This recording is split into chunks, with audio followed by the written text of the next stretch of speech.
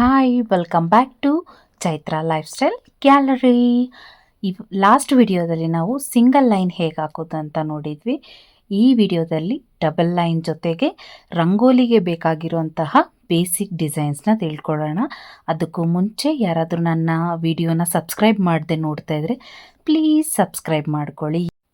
2 line ಹಾಕೋದಕ್ಕೆ ನೋಡಿ ಈ ಥರ ಪೊಸಿಷನ್ ಹೇಗೆ ಇಟ್ಕೋಬೇಕಂದ್ರೆ, 2 ಬೆರಳ ಮಧ್ಯ ಹೆಬ್ಬೆರಳನ್ನ ಇಟ್ಬಿಟ್ಟು ಹೀಗೆ ರಂಗೋಲಿ ಪುಡಿನ ಅದರ ಮಧ್ಯ ತೊಗೊಳ್ಬೇಕು. ನೋಡಿ, ಈಗ ಹೀಗೆ ಲಾಸ್ಟ್ ವಿಡಿಯೋದಲ್ಲಿ ಹೇಳಿದ್ನಲ್ಲ ಅದೇ ಮೆಥಡಲ್ಲೇ ಹಾಕಬೇಕು. ಸೊ ಅಲ್ಲಿ ಸಿಂಗಲ್ ಬೆರಳು ಯೂಸ್ ಮಾಡ್ತಾ ಇದ್ವಿ, ಇಲ್ಲಿ 2 ಬೆರಳು ಯೂಸ್ ಮಾಡಿ ಹಾಕ್ತೀವಿ. ನೋಡಿ, ಸೇಮ್ ಮುಂದೆ ಬಿಟ್ಟರೆ ಹೇಗೆ ಬರುತ್ತೆ ಅದನ್ನೇ ಹಿಂದೆ ಎಳ್ಕೊಂಡ್ರೆ ಹೇಗೆ ಬರುತ್ತೆ ನಿಮಗೆ ಡಿಫ್ರೆನ್ಸು ವಿಡಿಯೋದಲ್ಲಿ ಗೊತ್ತಾಗ್ತಾ ಇದೆ. ನೋಡಿ, ಹೆಬ್ಬೆರಳನ್ನ ಮೂವ್ ಮಾಡಿದ್ರೆ ಯಾವ ಥರ ಬೀಳ್ತಾ ಇದೆ ರಂಗೋಲಿ ಪುಡಿ, ಹಿಂದೆ ಬಿಟ್ಟರೆ ಯಾವ ಥರ ಬರ್ತಿದೆ ನೋಡಿದ್ರಲ್ಲ. ನೋಡಿ, ಈಗ ಹಾಕಿ ನೋಡಿ, ನೀವು ಪ್ರಾಕ್ಟೀಸ್ ಮಾಡಿ. ನಿಮಗೆ 1 ಅಥವಾ 2 ಸರಿ ನಿಮಗೆ ಕಷ್ಟ ಆಗ್ಬೋದು. ನೆಕ್ಸ್ಟಿಂದ ಒಂದು 3-4 ಸತಿ ನೀವು ಹಾಕ್ತಾ ಇದ್ದರೆ ಅದು ನಿಮಗೆ ಈಸಿಯಾಗಿ ಸುಲಭವಾಗಿ ಬರುತ್ತೆ.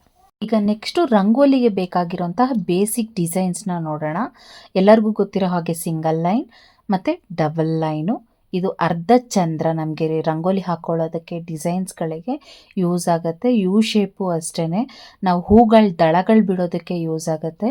ರೌಂಡ್ ಶೇಪು ಮತ್ತು ಇದು ಹಾವಿನ ಡಿಸೈನ್ ಅಂತ ಹೇಳ್ತೀವಲ್ಲ, ಸೇಮ್ ಅದೇ ಥರ ಫ್ಲೋಯಿಂಗ್ ಕನ್ಸಿಸ್ಟೆನ್ಸಿಯಲ್ಲಿ ಬಿಟ್ಕೊಂಡು ಹೋಗ್ತಾ ಇರ್ಬೋದು.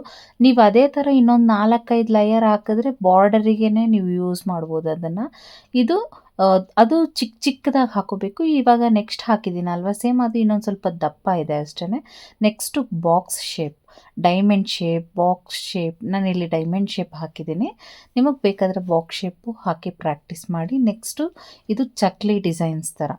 ಸೊ ಈಗ ರೌಂಡ್ ಹಾಕ್ತೀವಲ್ಲ ಅದೇ ಥರ ಅದ್ರ ಒಳಗಡೆ ಇನ್ನೊಂದು ಹಾಕೋದು. ಇದು ಹಾಫ್ ಲೀಫ್ ಡಿಸೈನ್ಸ್, ಇದು ಫುಲ್ ಹಾಕಿದ್ದೀನಿ. ನೋಡಿ, 3 ಥರ ಹಾಕ್ತಾ ಇದ್ದೀನಿ. ನಾವು ಯಾವ ಶೇಪಲ್ಲಾದರೂ ಹಾಕೋಬೋದು. ಮೇಯ್ನ್ ನಮಗೆ ಪ್ರಾಕ್ಟೀಸ್ ಆಗಬೇಕು ಅಷ್ಟೆ. ಪ್ರಾಕ್ಟೀಸ್ ಆದಮೇಲೆ ನಾವು ಯಾವ ಥರನಾದರೂ ಹಾಕೋಬೋದು. ಸೊ ನೋಡಿ, ಇಲ್ಲಿ ಈಗ ಇರೋ ಡಿಸೈನ್ಸ್ ಎಲ್ಲ ಹಾಕಿದ್ದೀನಿ. ಇಷ್ಟು ತಿಳ್ಕೊಂಡ್ರೆ ಸಾಕು, ನಮಗೆ ಎಂಥ ಡಿಸೈನ್ ಆದರೂ ನಾವು ಹಾಕಬಹುದು. ಇಷ್ಟು ಕರ್ವ್ ಆಗಿರಲಿ, ಈ ಶೇಪ್ಸು ನಮಗೆ ಗೊತ್ತಿರಬೇಕಷ್ಟೇ. ನೋಡಿ, ನೆಕ್ಸ್ಟು ನಾನು ಇದೇ ವಿಡಿಯೋದಲ್ಲಿ ಡೈಮಂಡ್ ಶೇಪ್ ಅಥವಾ ಬಾಕ್ಸ್ ಶೇಪ್ ಹಾಕಿ ಸಿಂಗಲ್ ಲೈನಲ್ಲಿ ಹೇಗೆ ಫಿಲ್ ಮಾಡ್ಕೊಳ್ಳೋದು ಅಂತ ನಿಮಗೆ ಒಂದು ಜಸ್ಟ್ ಎಕ್ಸಾಂಪಲ್ ತೋರಿಸ್ತೇನೆ. ಈಗ ಬಾಕ್ಸ್ ಶೇಪಲ್ಲಿ ನೋಡಿ ಹೇಗೆ ನಾವು ರಿಮೈನಿಂಗ್ ಅದು ಗೆರೆ ರಂಗೋಲಿ ಎಲ್ಲ ಹಾಕ್ತೀವಲ್ಲ ಅದಕ್ಕೆಲ್ಲ ಯೂಸ್ ಆಗುತ್ತೆ. ಇದು ಒನ್ಸ್ ನೋಡಿ ಅಷ್ಟೇ. ನೀವು ಬೇಕಾದರೆ ಪ್ರಾಕ್ಟೀಸ್ ಮಾಡಿ. ಅದೇ ಥರ ಯಾವುದಾದ್ರು ನಿಮಗೆ ಬೇರೆ ಬೇರೆ ಶೇಪ್ ಸಿಗುತ್ತೆ, ಆ ಶೇಪ್ಸಲ್ಲೆಲ್ಲ ಹಾಕಿ ಆ ಗೆರೆಗಳನ್ನ ಫಿಲ್ ಮಾಡಿ. ಆಗ ನಿಮಗೆ ಲೈನ್ ಎಳೆಯೋದಕ್ಕೆ ಸುಲಭ ಅನಿಸುತ್ತೆ. ಯಾವುದೇ ಡಿಸೈನ್ ಒಳಗೂ ನಾವು ಫಿಲ್ಲಿಂಗ್ಗೆ ಲೈನ್ ಹಾಕಿ ಕಲ್ತ್ಕೊಳ್ಳೋದು ತುಂಬ ಈಸಿ ಆಗಿರುತ್ತೆ. ಪ್ರಾಕ್ಟೀಸ್ ಮಾಡಿ ನೋಡಿ. ಚುಕ್ಕಿನೂ ಅಷ್ಟೇ, ನಾವು ಇಲ್ಲಿ ಏನೇನು ಕಲ್ತ್ಕೊಂಡಿದ್ದೀವಿ ಅದೆಲ್ಲನೂ ಒಂದೇ ಕಾನ್ಸೆಪ್ಟಲ್ಲಿ ಇಟ್ಕೊಂಡು ಅಥವಾ ನೀವು ನಿಮಗೆ ಹಾಕ್ತಾ ಇದ್ದರೆ ನೀವೇ ಒಂದು ರಂಗೋಲಿನ ಹಾಕಿರೋ ಥರ ಆಗುತ್ತೆ. ಈ ವಿಡಿಯೋದಲ್ಲಿ ಸಣ್ಣದೊಂದು 5ರಿಂದ 1 ಚುಕ್ಕಿ ಇಡೋ ರಂಗೋಲಿ ತೋರಿಸ್ಕೊಡ್ತೀನಿ ನಿಮಗೆ. ನೋಡಿ, ಚುಕ್ಕಿನೂ ಅಷ್ಟೇ ತುಂಬ ಇಂಪಾರ್ಟೆಂಟು. ಒಂದು ಚುಕ್ಕಿಯಿಂದ ಇನ್ನೊಂದು ಚುಕ್ಕಿಗೆ ಎಷ್ಟು ಡಿಸ್ಟೆನ್ಸಲ್ಲಿ ಇಡ್ತೀವಿ ಅನ್ನೋದು ತುಂಬ ಮ್ಯಾಟರ್ ಆಗುತ್ತೆ ಇಲ್ಲಿ. ನೋಡಿ, ಸಿಂಗಲ್ ಲೈನ್ ಕಲ್ತ್ಕೊಂಡ್ವಲ್ಲ, ಈ ಸಿಂಗಲ್ ಲೈನ್ ಬದಲು ನೀವು ಡಬಲ್ ಲೈನ್ ಕೂಡ ಹಾಕೋಬೋದು.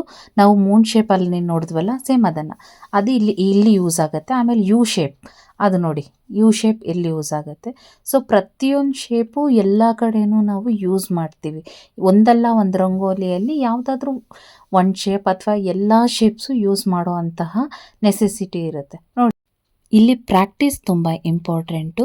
ಪ್ರಾಕ್ಟೀಸ್ ಮೇಕ್ಸ್ ಮ್ಯಾನ್ ಪರ್ಫೆಕ್ಟ್ ಅಂತಾರಲ್ವ, ಅದೇ ಥರ ಯಾರೂ ಪರ್ಫೆಕ್ಟ್ ಅಲ್ಲ, ಹಾಕ್ತಾನೆ ಎಲ್ಲ ಪರ್ಫೆಕ್ಟ್ ಆಗೋದು. ಎಲ್ಲರಿಗೂ ಈ ವಿಡಿಯೋ ಇಷ್ಟ ಆಗಿದೆ ಅನ್ಕೋತೀನಿ. ರಂಗೋಲಿನೇ ಬರದೇ ಇರೋರು ಸಹ ನನ್ನ ವಿಡಿಯೋನ ನೋಡುತ್ತಾ ಪಾರ್ಟ್ 1 ಪಾರ್ಟ್ 2 ನೋಡಿದ್ರೆ ನಿಮಗೆ ಒಂದು ಬೇಸಿಕ್ ನಾಲೆಜ್ ಅನ್ನೋದು ಸಿಗುತ್ತೆ ನಿಮಗೆ. ಮತ್ತು ನನ್ನ ವಿಡಿಯೋನ ನೋಡುತ್ತಾ ನೀವು ಸಬ್ಸ್ಕ್ರೈಬ್ ಆಗಿಲ್ಲ ಅಂದರೆ ಪ್ಲೀಸ್ ಸಬ್ಸ್ಕ್ರೈಬ್ ಮಾಡ್ಕೊಳ್ಳಿ, ಲೈಕ್ ಮಾಡಿ, ಕಮೆಂಟ್ ಮಾಡಿ, ಶೇರ್ ಮಾಡಿ. Thanks for watching.